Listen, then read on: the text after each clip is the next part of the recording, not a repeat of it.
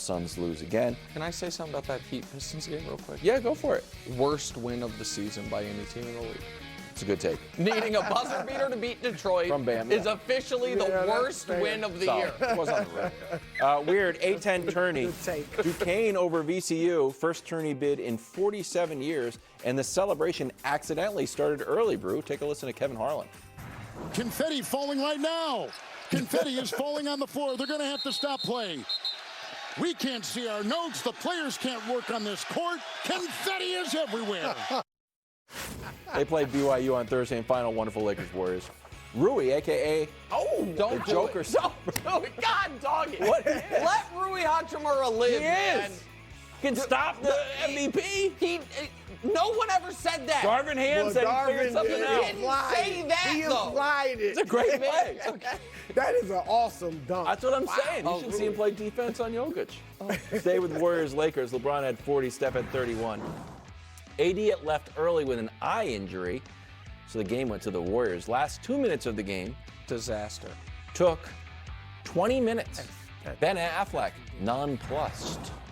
Both teams 11.5 back, Warriors 9th, Lake Show in 10th. He looks very He often looks like that. But, right. What was the number one storyline of this game, Nick? I mean, this is mortifying for the league. Listen, it wasn't just the very end, that 15 seconds took 19 minutes. There was so many. This is a wildly important game. Okay? Like, this could be what determines who's the 8, 9, 10 in the play-in. We've talked about the difference between being the 8 or the 9, and in the 9-10 spot, who's at home. You had the Warriors have a possession that was 40 seconds long, and none of the refs realized, gosh darn it, man. This seems like a hell of a long shot clock situation. Like, none of them. Nobody was like, like, what is happening? They did something that I know is within the rules, but it's not because it happened to LeBron. People have heard me complain about this before. I hate the multiple plays later retroactively changing the score. Because LeBron hit a 3, you play a certain way thinking you're down 4, and then after the fact, after you've had an offensive and defensive possession, be like, actually, you're down 7. But you got to get it right, don't you think? Well, at what point, Brew, let me ask you this. Like, if somebody takes a 2 that we think is a 3, and they get an extra point, I do think you have to take that point off the clock. Okay, but you would agree with me in this regard, that if somebody takes a 2 and they call it a 3, right? Or do it the other way. Someone takes a 3, they call it a 2. Right. The other team has the ball thinking they're up 1. It does change. And then they, you know what I mean? And then you wouldn't say, oh, we got to go fix it. Now the game's in overtime. Like, I don't like that. But then they couldn't figure out the shot clock thing. This is, right or wrong, Steph LeBron is still the biggest draw in the league. It gets the biggest numbers, all of it. So that, to me, was the biggest story. It feels like the NBA keeps stepping on a rake on about a lot of stuff, and then the very next day we heard, hey, national TV game, so excited, Giannis out.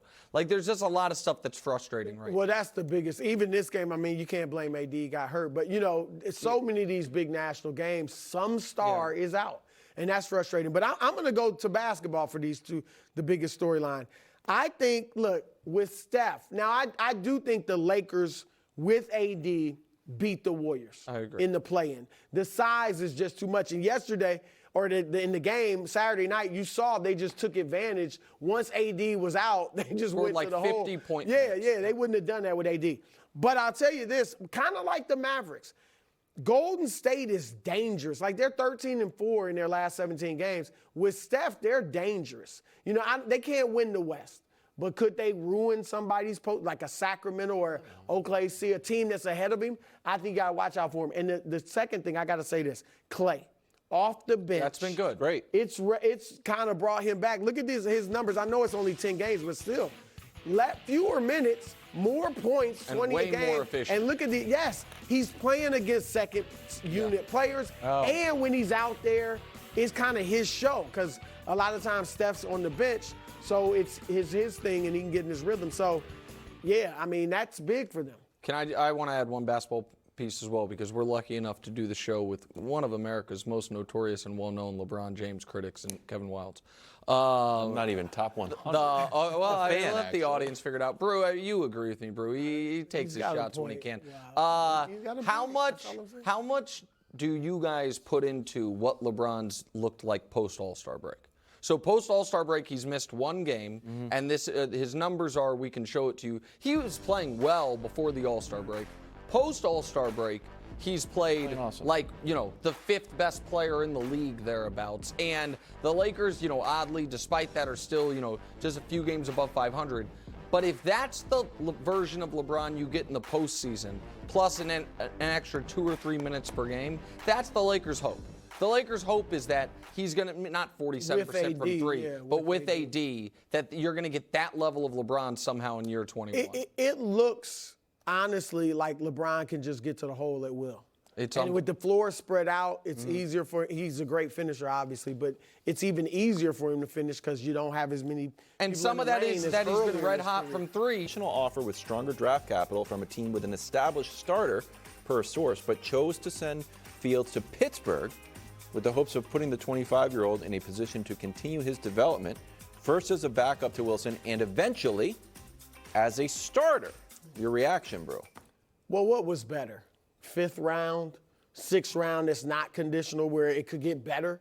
Like straight 6th round pick? I mean, if it was that close, then I think they did the right thing because you send a message to players, or at least you theoretically do, that, hey, we care about our players and their future. Because there's already the feeling that you did not do right by Justin Fields because you didn't put players around him that could help him win. And he had 2 head coaches, 2 offensive coordinators. So you may not have given him a chance in some people's eyes. So now you do this. Hey, we're looking out for him. If it significantly was better, which I doubt, but let's say somebody's offering a 3rd round pick, then you got to do it. Correct. You got to do what's best for your team, regardless. So I agree with that. So this is the scenario I painted to you before the show, Wildes, because what they got was a 6th in a year, not this year's draft, next year's draft. That could be a 4, right, if he plays more than half the games. Let's say Buffalo called, because we know Buffalo wanted a backup quarterback because they signed Mitch Trubisky inexplicably to more than the league minimum. But set that aside. Say Buffalo called and said, we'll give you our 5th round pick this year for Justin Fields. I don't think it's bad business for Chicago to say, yeah, we're not doing it. The gap between the value on those is not enough, given the fact he is clearly very popular in the locker room. And I understand it's business, not personal. When people talk about the Bears doing Justin Fields wrong, sometimes that stuff bothers me. In this specific case, and I thought Danny, when he was on Friday, made a good point. When you look at the blow-by-blow of it, year 1, Justin, you're not going to play. Andy Dalton is. Andy Dalton gets dinged. He's all of a sudden starting week 3. Year 2, we want to be the worst team in the league. We're going to trade Roquan Smith. We're going to take all our dead cap right now, which I thought was the long-term smart thing for the team. Brutal for the player, right? And then year 3, all of a sudden, it's like, okay, we're kind of ready to be good, but we're also changing the offense on the fly. Those things, I understand why they would be like, you know what? He handled himself, aside from one press conference, right? His teammates like him. Let's not send him somewhere where he has no chance of being the starter unless, like to Brew's point, the return is so good, we have to put business ahead of it. And so this part makes sense to me in a way that I know there had been some reporting like, oh, they had a 2 or a 3 offered to them. If they did, they turned that down back when they thought they were still going to be able to get that. Not because they didn't have that wasn't available now. Exactly right. That offer was gone when they took this one and not presented like, well, they could have taken a 3 this week and instead they took this. That I do not believe at all. Meanwhile, Caleb to the Bears, basically done. Now minus 4,000 to be in Chicago. Other new faces in the Windy City, Keenan Allen and DeAndre Swift. Nick, does Caleb make the Bears a dark horse playoff team? No question, yes. But let me first say this real quick. I'm not a professional investment broker, and I don't give investment advice. But minus 4,000 would mean you get 2.5% return on your money in 6 weeks. That's better than any stock you're going to get, America, if you can put that, because it is a 100% chance he is drafted by the Chicago Bears, number one. And so minus 4,000, you bet 4,000, make $100. Can't do that guaranteed in the market. But now to the point. The Bears are better than people think, and they were last year. And they have since added things. So the Bears, Eberflus would tell you his defense can't function.